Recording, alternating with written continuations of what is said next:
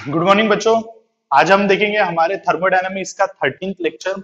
और इस 13th lecture में हम पढ़ने वाले हैं वेरी इंपॉर्टेंट टॉपिक जिसका नाम है सेकंड लॉ ऑफ थर्मोडायनामिक्स। वैसे मेरे लास्ट लेक्चर में मैंने आपको सेकंड लॉ ऑफ थर्मोडायनामिक्स के बारे में कुछ बातें समझाई थी, लेकिन तो भी मैं इस लेक्चर में वहीं से स्टार्ट करूंगा, सेकंड लॉ ऑफ थर्मोडायनामिक्स से, क्योंकि बड़ा इंपॉर्टेंट लॉ है ये। और इस लॉ में एंट्रोपी के बारे में कुछ बातें की थी। तो जैसे कि मैंने आपको पहले बताया था कि एंट्रोपी का मतलब होता है रैंडमनेस, बिखरापना। अगर किसी लिक्विड और सॉलिड की एंट्रोपी कंपेयर किया जाए तो हमेशा लिक्विड के मॉलिक्यूल ज्यादा बिखरे हुए रहते हैं, इसलिए उनकी एंट्रोपी ज्यादा होती है। गैस के मॉलिक्यूल और भी ज्यादा बिखरे हुए रहते हैं, इसलिए उनकी एंट्रोपी और भी ज्यादा रहेगी। तो ये बात हो गई एंट्रोपी की। लेकिन हमारा सेकंड लॉ ऑफ थर्मोडायनामिक्स बोलता क्या है? हमारा सेकंड लॉ ऑफ थर्मोडायनामिक्स ये बात बोलता है कि during a spontaneous reaction total entropy always goes on increases. इसका स्टेटमेंट तुम्हारे बुक में लिखा हुआ है सेकंड लॉ ऑफ थर्मोडायनामिक्स का। आपको वही स्टेटमेंट एग्जाम में लिखना पड़ेगा, सेकंड लॉ ऑफ थर्मोडायनामिक्स। ठीक है बच्चों, इसका जो स्टेटमेंट आपके बुक में लिखा हुआ है सेम स्टेटमेंट आपको एग्जाम में लिखना पड़ेगा अगर आया तो। मैं एक बार वो स्टेटमेंट पढ़ रहा हूं, आप देख लीजिए। देखो, the second law of thermodynamics states that total entropy of a system and surrounding increases in a spontaneous process. Total entropy of system and surrounding. अब टोटल एंट्रोपी का मतलब क्या होता है? यानी इसका कहना मतलब है एक्चुअली डेल्टा एस टोटल, जो कि होता है delta S system plus delta S surrounding से मिलके बनता है। It goes on always increases, यानी ये हमेशा ग्रेटर देन जीरो रहता है। ये हो या ये हो, ये हमेशा ऑलवेज ग्रेटर देन जीरो होता है। चलो बेटा, एक एग्जांपल से हम देखते हैं इसको। एक एग्जांपल की मदद से देखेंगे हम। हमारे पास एक रिएक्शन है, वो रिएक्शन है twice H2 plus O2 gives twice H2O। ये रिएक्शन है बेटा। और ये रिएक्शन जब होती है तो इसमें कुछ एंट्रोपी चेंज होती है और कुछ एंथैल्पी चेंज होती है। तो इस रिएक्शन की जो एंट्रोपी चेंज है वो आपको दिया हुआ है, उसकी वैल्यू है -327। इसकी वैल्यू कितनी है बच्चों? -327 जूल केल्विन इनवर्स। ठीक है। वैसे ही डेल्टा एस टोटल की -527 किलो जूल पर मोल।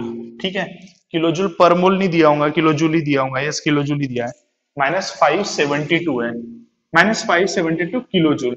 ठीक है, तो बेटा ये आपको गिवन है। आपके पास एक रिएक्शन हो रही है बेटा, और इस रिएक्शन के नाम पे डेल्टा एस की वैल्यू इतनी आ रही है, यानी चेंज इन एंट्रोपी।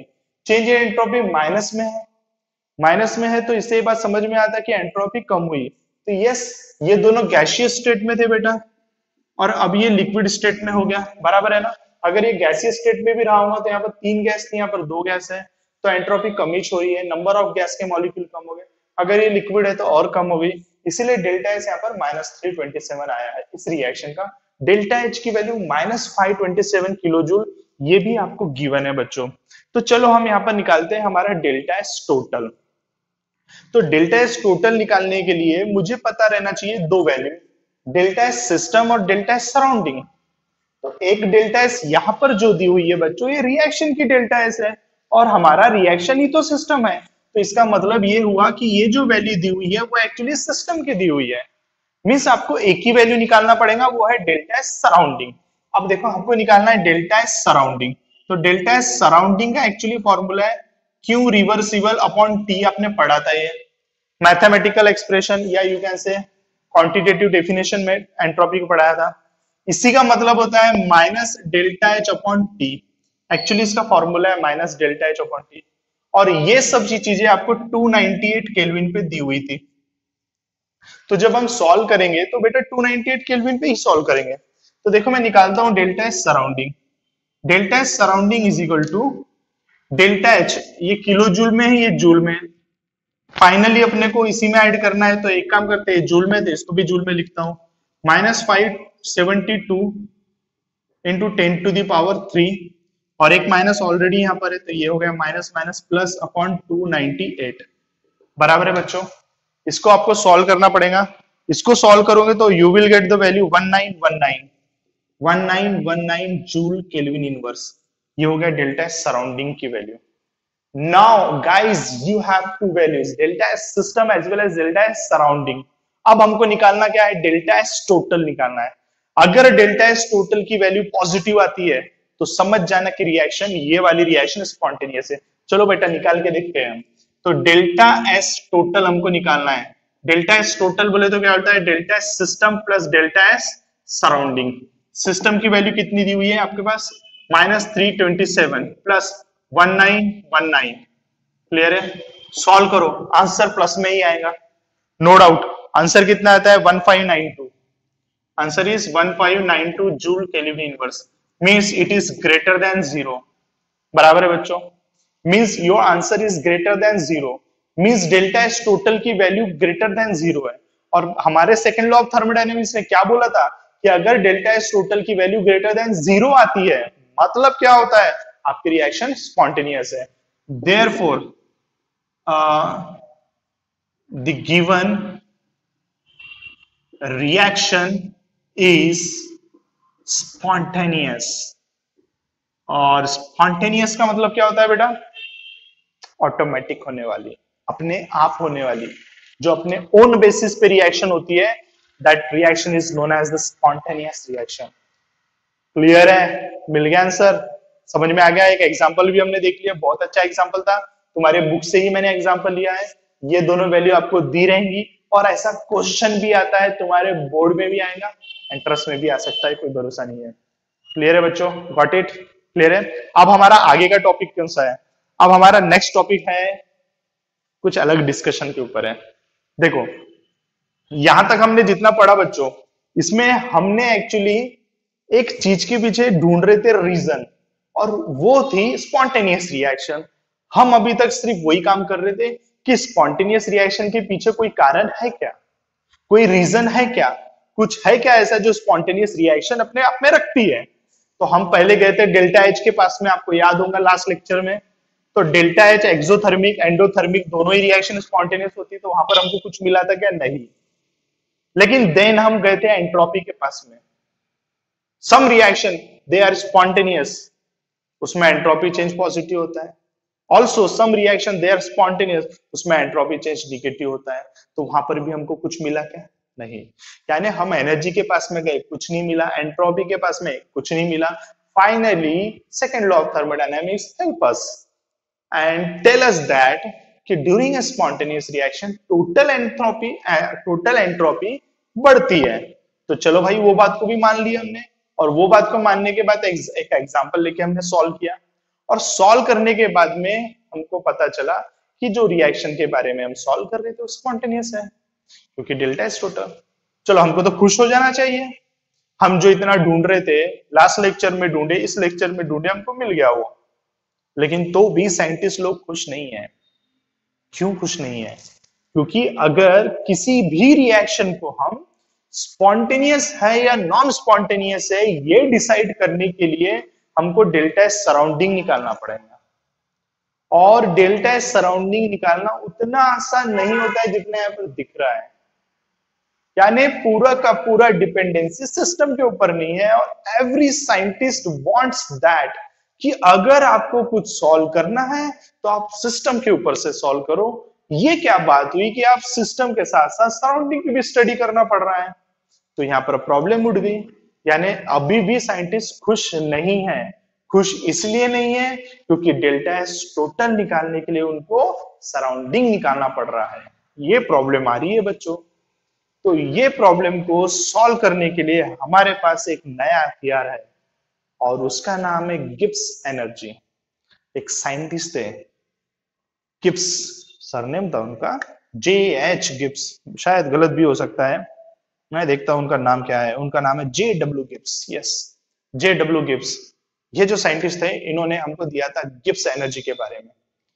अब ये गिब्स एनर्जी नई चीज आ गई, एंट्रोपी आया था मैंने समझा दिया, अब गिब्स एनर्जी भी समझाना पड़ेगा।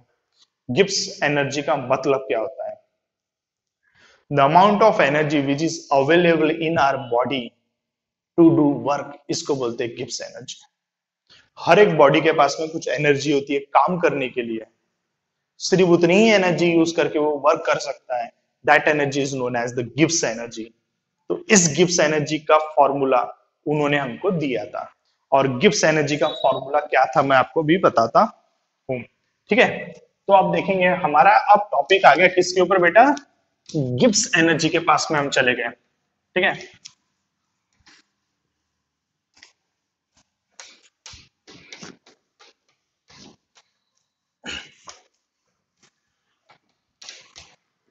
तो जैसे बच्चों हमने देखे गिब्स एनर्जी, तो गिब्स एनर्जी क्या बताया, अगर हमारे साइंटिस्ट की माना जाए तो उन्होंने हमको गिब्स एनर्जी का फॉर्मूला दिया था, G is equal to H minus T S.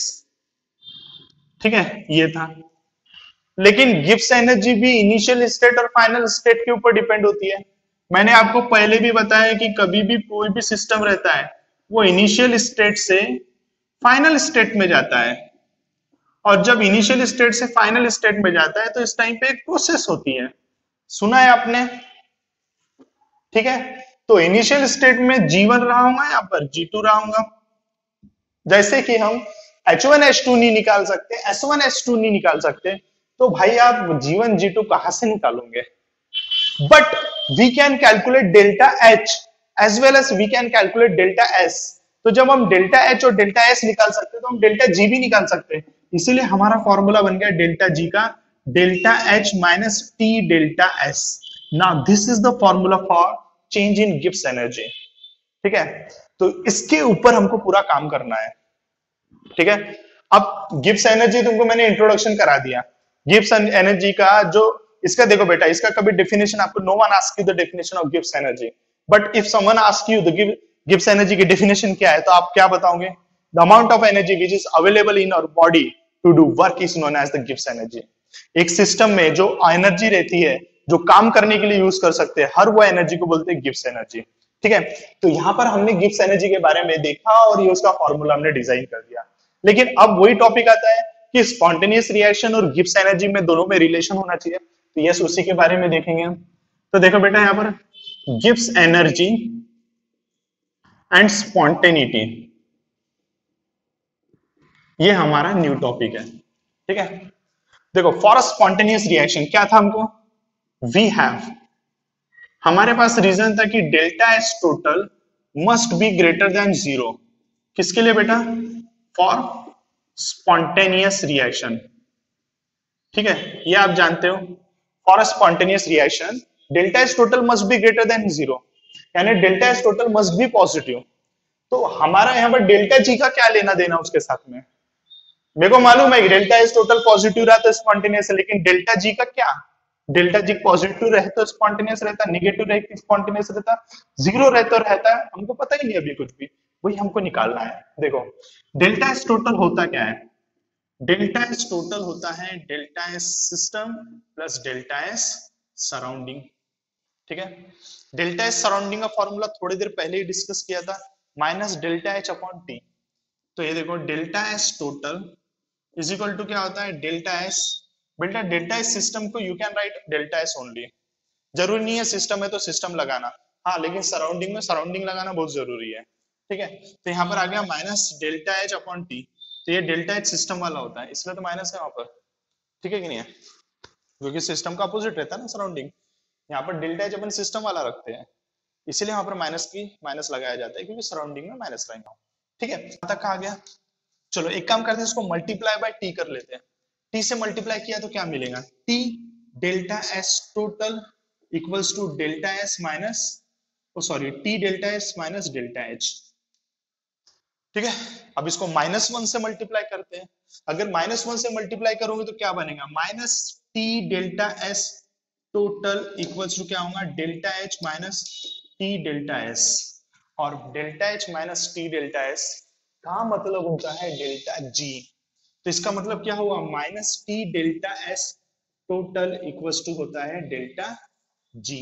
बन गया, एक बात बनी कि नहीं बनी बात। अब इस बात को थोड़ा आगे बढ़ाते हैं, क्या मिला हमको यहाँ तक का, इतना बात पता चल गया, क्या मिला हमको, मिल गया क्या डेल्टा एस टोटल और डेल्टा जी में रिलेशन, मिल गया ना ये रिलेशन, ये रिलेशन बड़ा काम का है, आपका डेरिवेशन आता है इसका 2 मार्क का। ठीक है, तो अब हमको पता है कि delta G equals to minus T delta S total बराबर है। अब भाई temperature never be negative, yes temperature never be negative. अब तुम्हारे दिमाग में ये तो सवाल नहीं आएगा सर मैंने तो -5 डिग्री सेल्सियस भी सुना है, -50 डिग्री सेल्सियस भी सुना है, वो रहता सियाचिन में। भाई वो सेल्सियस वाला है, केल्विन में कभी टेम्परेचर निगेटिव नहीं होता है। केल्विन में सबसे लोएस्ट टेम्परेचर रहता है 0 केल्विन, उसको एब्सोल्यूट जीरो बोला जाता है। सेल्सियस की बातें नहीं करने का हम साइंस वाले, केल्विन की बातें करना बस। तो temperature never be negative, temperature never be negative. अब टेम्परेचर निगेटिव नहीं होता तो डेल्टा एस टोटल निगेटिव हो सकता है, डेल्टा जी निगेटिव हो सकता है। तो therefore for a spontaneous reaction, therefore for a spontaneous reaction delta S total must be greater than 0, वैसे ही delta G must be less than 0। अगर ये पॉजिटिव तो ये निगेटिव रहना चाहिए, यानी इसका मतलब डेल्टा जी की वैल्यू अगर निगेटिव आई तो रिएक्शन रहेगी स्पॉन्टेनियस, डेल्टा जी की वैल्यू अगर पॉजिटिव आई तो नॉन स्पॉन्टेनियस। समझ में आई क्या बात है? अब साइंटिस्ट खुश है, बहुत खुश है, इसलिए तो न्यूज में आ गया, सॉरी न्यूज में नहीं हमारे बुक में आ गया, इसलिए तो आ गया हमारे बुक में, क्योंकि अब खुश है, सब खुश है, एवरीवन इज हैप्पी, क्योंकि डेल्टा जी सिस्टम का ही निकलता है, कभी सराउंडिंग का नहीं निकाला जाता है। हमने डेल्टा जी निकाले, ये सिस्टम का है, और इसकी वैल्यू अगर निगेटिव आई तो स्पॉन्टेनियस है, पॉजिटिव आई तो नॉन स्पॉन्टेनियस। बस दिमाग में बैठा लो अच्छे से, बिल्कुल बोलना नहीं। डेल्टा जी की वैल्यू अगर निगेटिव आई तो स्पॉन्टेनियस, पॉजिटिव आई तो नॉन स्पॉन्टेनियस। ठीक है, समझ में आ गया? कोई परेशानी इसमें? अब मैंने यहां तक का लाके रख दिया आपको डेल्टा जी तक। अब इसके बाद में एक टेबल है जो पुरानी बुक में टैबुलेटेड फॉर्म में दिया था और नई वाली बुक में दिया हुआ है लैंग्वेज फॉर्म में। मैं बताता हूं कहां पर है वो है पेज नंबर 84 पे। स्पॉन्टेनिटी एंड डेल्टा एच और डेल्टा एस 4.11.7, 84 पेज नंबर पे एक टॉपिक है। ठीक है, वो टॉपिक है, और वो टॉपिक से लेके हमारी जितनी भी बातें हम पढ़ेंगे नेक्स्ट लेक्चर में पढ़ेंगे। आज के लेक्चर में बस इतना ही। ठीक है, मेरे लेक्चर आपको करना है सो करना ही है। ठीक है बच्चों, अच्छे से करो, ईमानदारी से करो और पूरे फुल एनर्जी के साथ करो। और हाँ, एक बात बता दे रहा हूं, खुद टेंशन मत लो और दूसरों को भी डिप्रेशन में मत डालो। समझ में आ गया? स्ट्रिक्टली बोल रहा हूं मैं। आजकल के बच्चे अपने ही दिमाग बहुत दौड़ाते हैं, तुम ही लोग पूरे ज्ञानी बन गए। तुमको ऐसा लगता है कि नहीं, हमको पता है अभी फरवरी में एग्जाम होने वाली है सर, हमारी सिलेबस कंप्लीट होगा कि नहीं होगा, ये वो जमाने भर का खुद टेंशन लेंगे, दूसरों को टेंशन में डालेंगे। भाई तुमको कोई हक नहीं है दूसरे को टेंशन में डालने का, खुद टेंशन लो जितना लेना है। पर मेरा सजेशन है कोई टेंशन लेने की जरूरत नहीं है। समझ में आया? कोई टेंशन लेने की जरूरत नहीं है, इतने सालों से हम लोग पढ़ा रहे, हमको पता है क्या करना है क्या नहीं करना है। ठीक है, thank you so much, okay bye bye, have a nice day, enjoy करो, नमस्ते।